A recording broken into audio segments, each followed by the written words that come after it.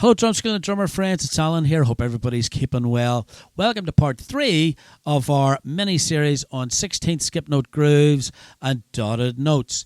If you haven't already, I would suggest that you watch part 1 and part 2, but especially part 1 because it gives us the foundation for what we're going to be doing today.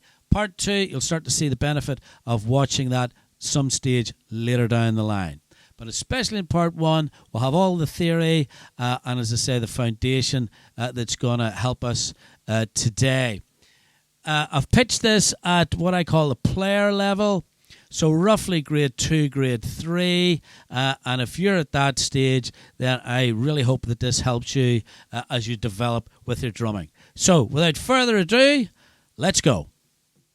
And as the name of this video suggests, the next step, yes, we're going to add in an extra 16th note. However, later on, I'm going to show you how to take that rhythm that I'm just about to play and really add some groove to it. All right, so hang in there and stay with me till we get to there. So here's our rhythm.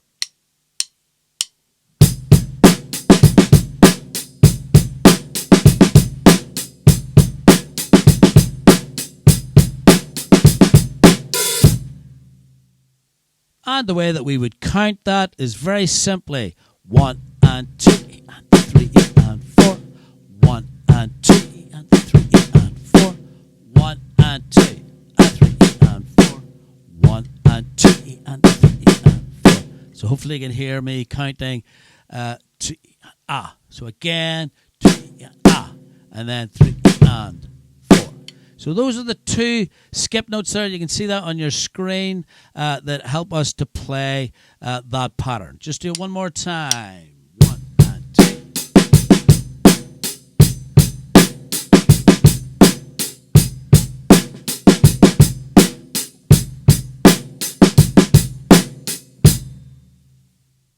And if we wanted to combine it with the rhythm that we learnt in part 1, it would sound something like this.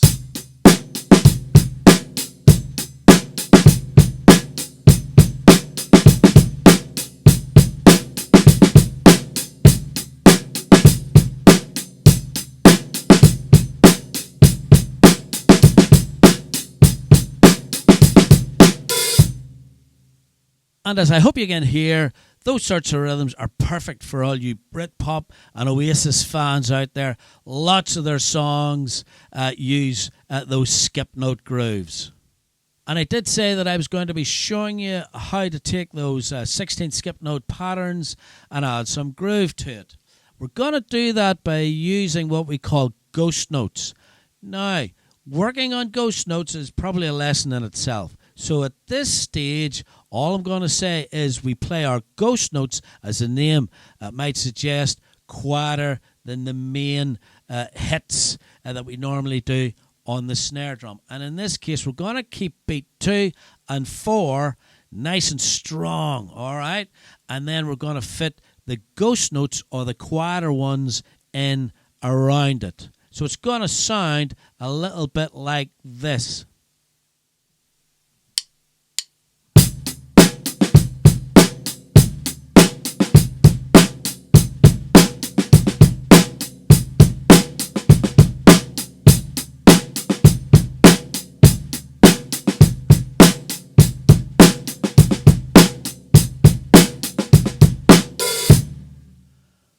All right, so hopefully you heard the distinction between the backbeat on the 2 and 4, nice and strong, against the ghosted or the quieter notes that I tend to play slightly off center, off to the left on the snare drum.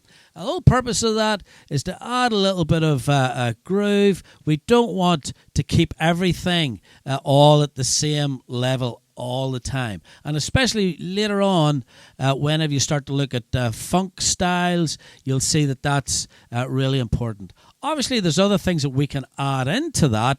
At the end I had opened the hi-hat, but I deliberately didn't add anything extra, just so that you could hear the patterns being played and then those ghost notes being played.